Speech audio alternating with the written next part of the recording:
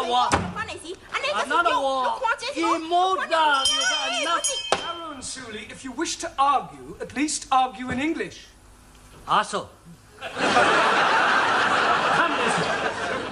Making people slavery. You are typical stupid capitalist. You and other imperial glasses will be overthrown when revolution comes. So they got me. Another one.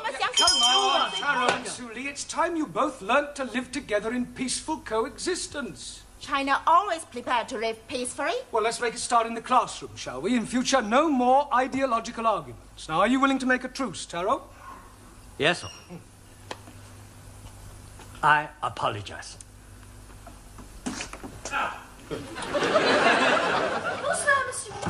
Hey, what's happening? Well, Taro and Suli have decided to live together in harmony. Is that like living in sin? No, Danielle. We are making trousseau. A trousseau? You're getting married. When is a happy day? Not trousseau. Trousseau. Yeah, well, what Taro means is that he and Suli have decided to have no more political arguments. Ah, d'accord. In harmony, yes. Tell me, Danielle, did you do anything exciting over the weekend? No, did you? No. What a pity. You were alone not being excited. I was alone not being excited. Together, we could have both been very excited. Yes, I'm sure we could. Now, Good evening, Mr. Brown. Oh, Ali. What have you been doing with yourself over the weekend? Oh, blimey. Saturday, I'm going to the Palace of Buckingham to see Her Majesty the Queen. But she was not in. Then I'm going to Downing Street to see the Prime Minister, Mr. Colorgas. Callahan. Yes, please. He was also not in. Then I'm going to see the Nelson's tomb. Well, I hope he was in. Oh, no. I did not see him either. Oh, go on. Buenas noches. Ah, Juan. Sí, señor. Yeah, I've got a bone to pick with you. Chicken bone. No, a bone of contention. Ah, I never had that before. Last week, I asked you to write out a verb is a word that denotes an action or state 20 times. Ah, write it, hombre, look. Here it is. A verb is a word that denotes an action or state 20 times. Yes, 20 times, right. I sometimes wonder if you're quite as stupid as you look. Por favor. Never mind.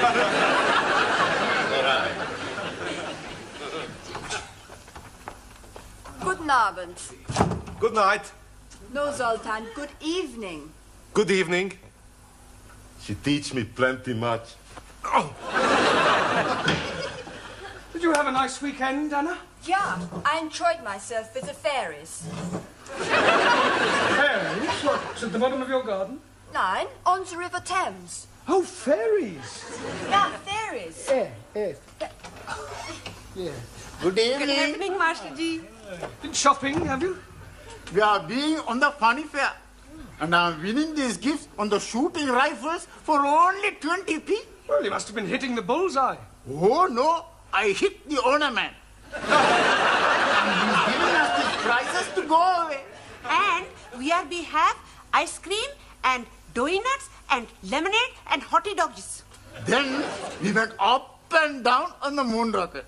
It's a wonder you both weren't violently sick. We were Twice? each. Right, while I'm marking the register for Miss Courtney, would you all turn to page 27, please? Yes, sentence construction again. Enter. I brought your tea. Thank you. Are you all right? Would you like 2 tickets for the Ladies' Circle supper dance? Oh, I wouldn't mind. I like dancing. £5 each. Oh, no, I'm sorry. As a committee member, I'm supposed to sell 6 tickets. Oh, well, I'm sure you'll get rid of them. Not at that price. It's far too expensive for a supper dance. Well, I suppose they put on a good spread. Oh, yes. Last year I managed to get 2 sausage rolls. Who else do you know fool enough to buy sausage rolls at £2.50 a time? Oh, Mr. Brown, come in. We were just talking about you. That will be all. Thank you, Gladys. Yes, all right, Miss Courtney. Good luck. What did she mean, good luck? Nothing at all. Now, Mr. Brown, do sit down. Oh, I've just bought the register, actually. Well, thank you very much, but there's no need to rush away. Sit down. Yeah, but my students will I'm be sure waiting. they won't miss you for a few moments. Would you care to join me in a cup of tea? Yes, thank you. Now, Gladys and I were just talking about you. Yeah. We were saying how lonely your life must be. After all, you live alone. There's nothing to do in the evening. I mean, for example, what are you doing tomorrow night after class? Well, nothing in particular. Good. Would you care to go to a dance? Oh, yeah. With you? I'm afraid not, Mr. Brown, but don't be disappointed. I shall be there. But I already have my own escort. No, the Ladies' Circle are holding their annual supper dance. I happen to have 2 spare tickets, and of course I immediately thought of you. You do dance? Well, a little, but I know Jean Kelly. Well, that's splendid. There we are then. That's settled. Oh, thank you. That's very good of you to consider me. Oh, not at all, dear boy. You can give me the money later. Yes, all right. Money? For the tickets. £5 each. You didn't say tomorrow night, did you? Yes. Oh, dear, what a pity. What is, Mr. Brown? Well, I have to go to the laundrette. I'm down to my last clean shirt. How unfortunate. Yes, any other night, but tomorrow would have been fine. Well, of course, if you do have to go to the laundrette... Oh, yes, I do. well, then we had better forget about it. Yes. After all, I'm not the sort of person to put pressure on anyone. Oh, no, I'm sure you're not. No point in forcing anyone to do anything they don't want to do. Very true. Oh, by the way, I shall be having lunch next week with the area education officer. I expect he'll want to know how you're getting on. Really? The right word in his ear could lead to a full-time job. Oh, well, that would be marvellous. Yes. Pity about the tickets. £10, you said? You've changed your mind? How nice.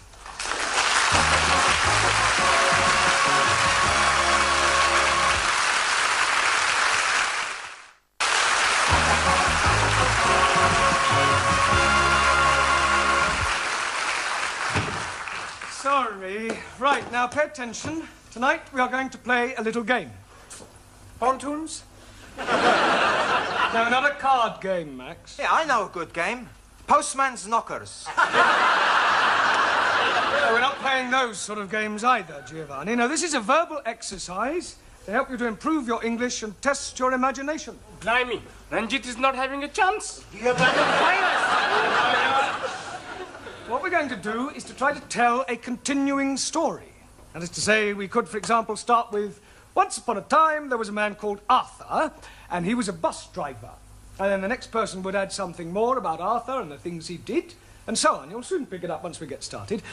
We'll start with you, Juan. I don't know this man, Arthur. Arthur is fictitious. But you say he's a bus driver. It's make-believe. I made him up. Ah, imaginario. Yeah. I want you to make up a story using your imagination. I understand. Once upon a time, there was a man called Nickel Ass. That's not quite right. No? No. Once upon a time, there was a woman called Nickel Ass. It's pronounced Nicholas. It's all right. Once upon a time, there was a man called Nicholas. He was a postman. Postman. No. Postman. A man who delivers letters is called a postman. A man who stick poster, postman.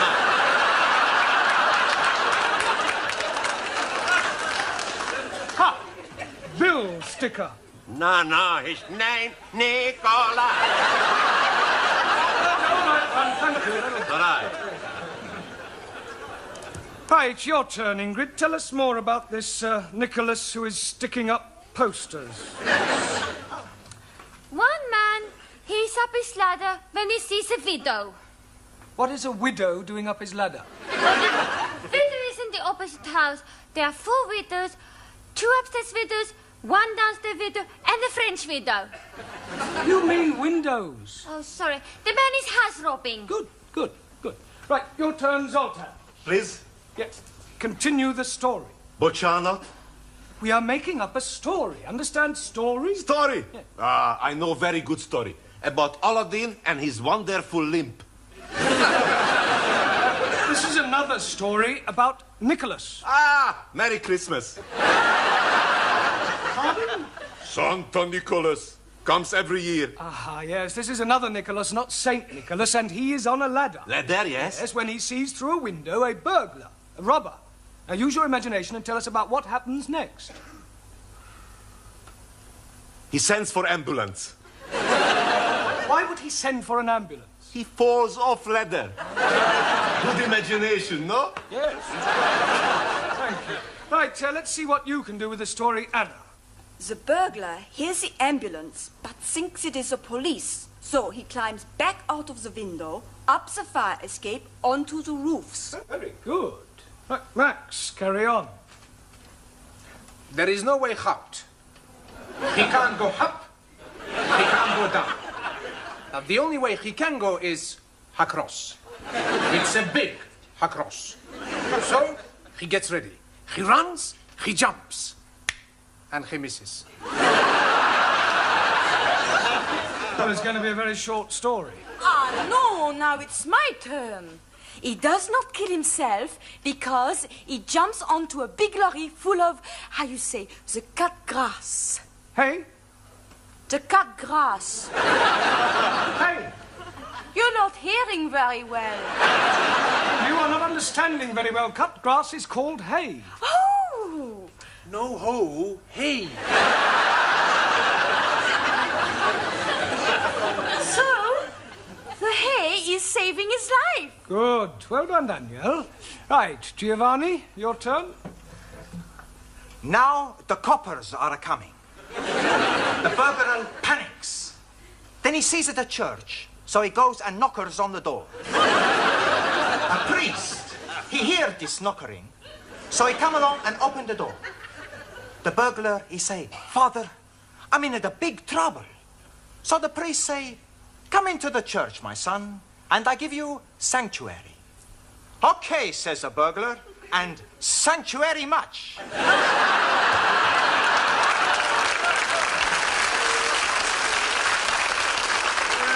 Very ingenious. Right, carry on, Ranjit.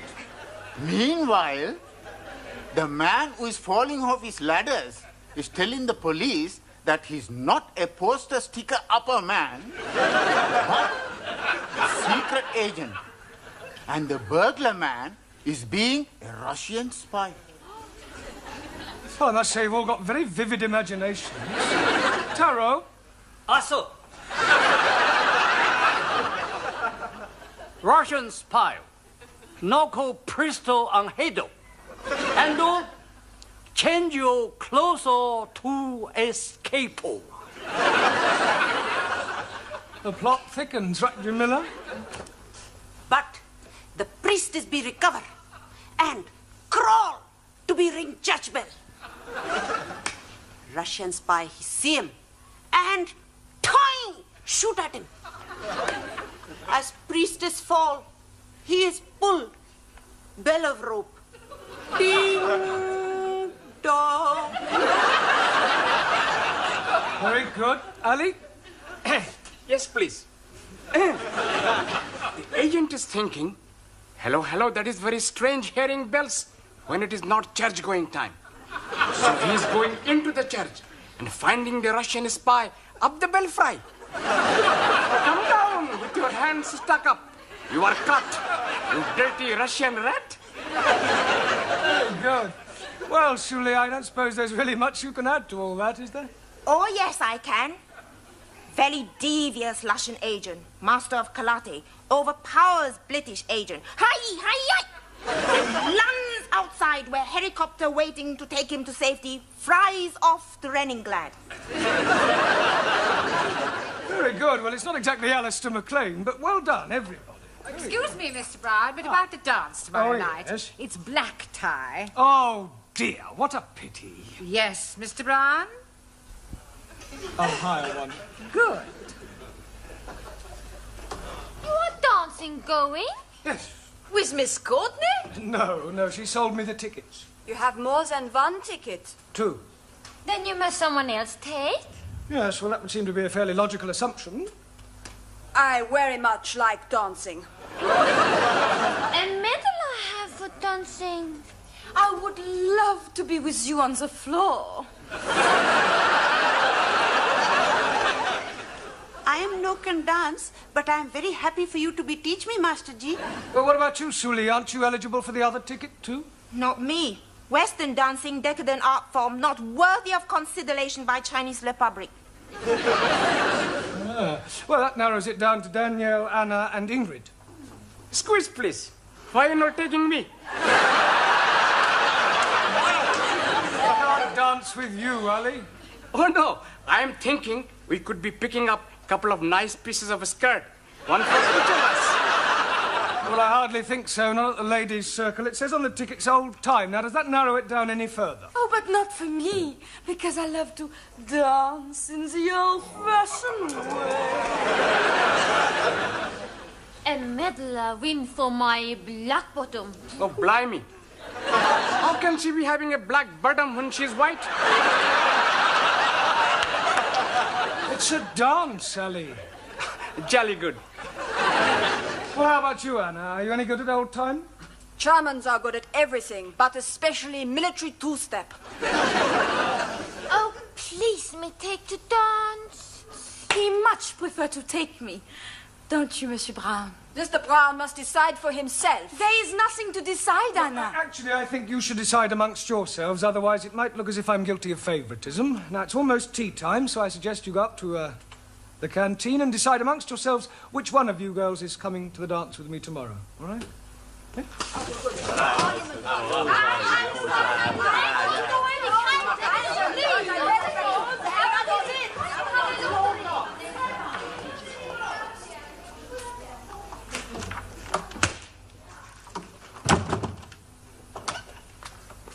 Here, aren't you going up for coffee?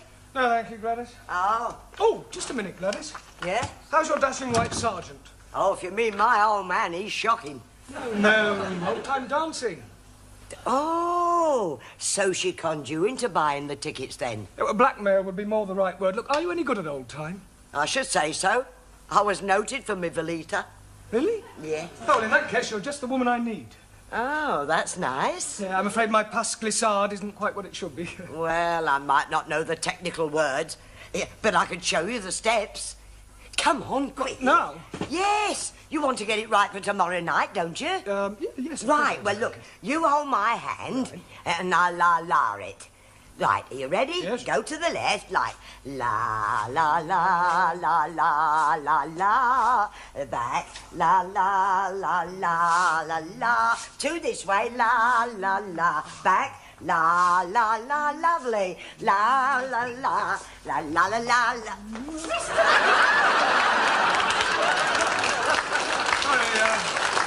Sorry, Miss Courtney, we were practicing the Velita. Well, I think I'll sit this one out if you don't mind. Oh. And I'll have another cup of tea if you don't mind, Gladys. Certainly, Miss Courtney. Well, Mr. Brown, who are you taking to the dance tomorrow night? Well, I haven't exactly decided yet. I don't believe it. It's true. Mr. Brown's taking me to the dance. He's just asked me. La, la, la, la, la, la.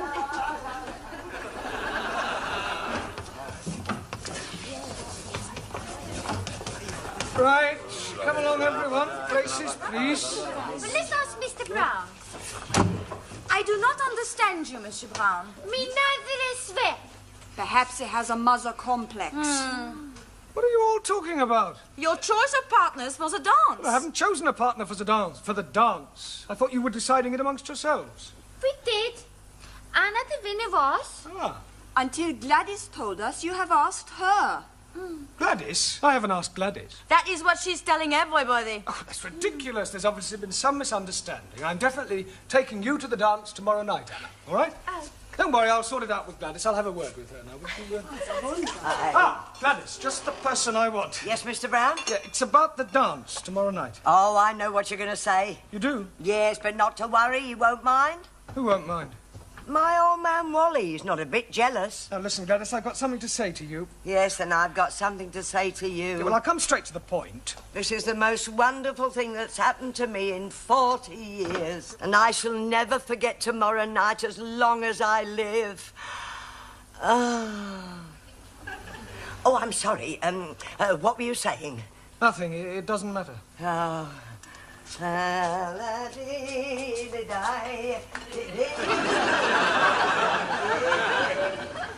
So you're taking Dame Gladys, then? I don't know what I'm doing. I hadn't the heart to tell her. At the moment, I'm taking Gladys and Anna. Ah, Mr. Brown. Have you decided yet who you're taking to the dance tomorrow night? Not exactly. That's good, because Dr. Wilson has just telephoned he's unable to come. I'm sorry, I don't understand. Well, he was to have been my partner. Now you can have that honour, Mr. Brown. Congratulations, son. You just got your hat trick.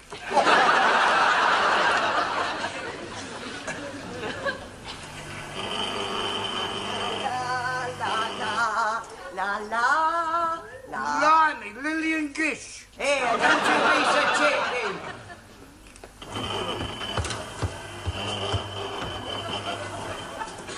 God. You like, Sid? Very seductive. I borrowed from Danielle. Good evening, Sydney. How do you do? Do get up. When Mr. Brown arrives, I wish to see him. I'll tell him.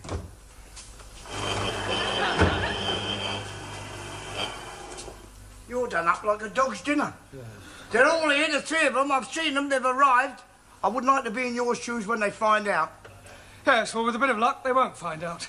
All right, what's all this you made of? You'll see.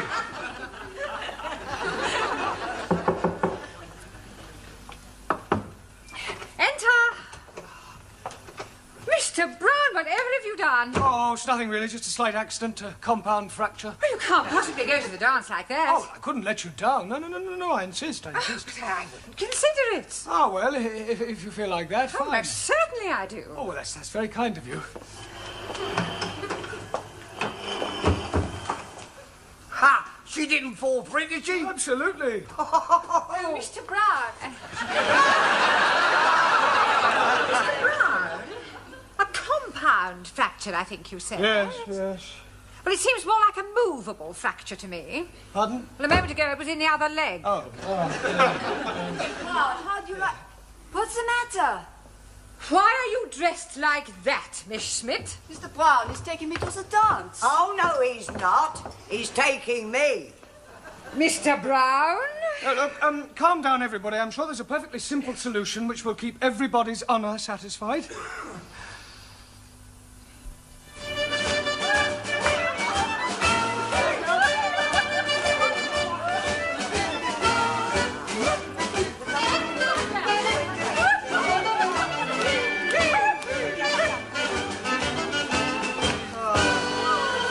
Thank you very much, Anna. You're welcome.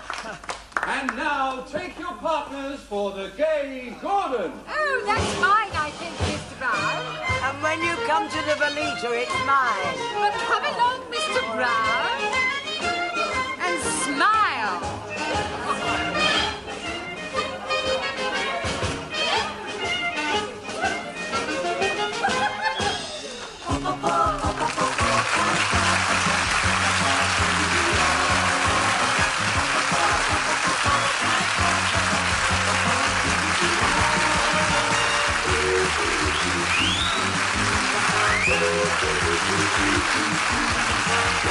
Thank you.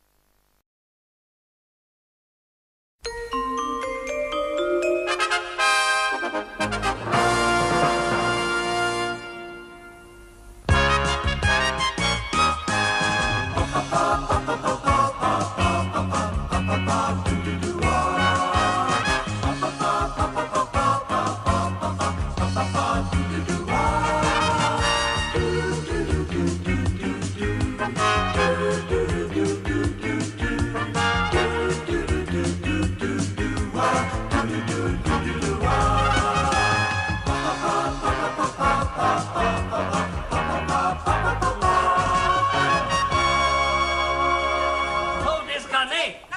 Yes. Another one. Another one. Immortal.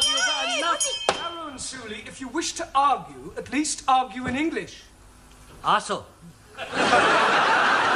communism, making people slavery. You are typical stupid capitalist. You and other imperial glasses will be overthrown when revolution comes. So Discarnate. Another one. Come on, Taro and Suli, it's time you both learnt to live together in peaceful coexistence. China always prepared to live peacefully. Well, let's make a start in the classroom, shall we? In future, no more ideological arguments. Now, are you willing to make a truce, Taro? Yes, sir. I apologize. Bonsoir, monsieur. Hey, what's happening? Well, Taro and Suli have decided to live together in harmony. Is that like living in sin? No, Danielle. We are making trousseau. A trousseau? You're getting married. When is a happy day? Not trousseau. Trousseau.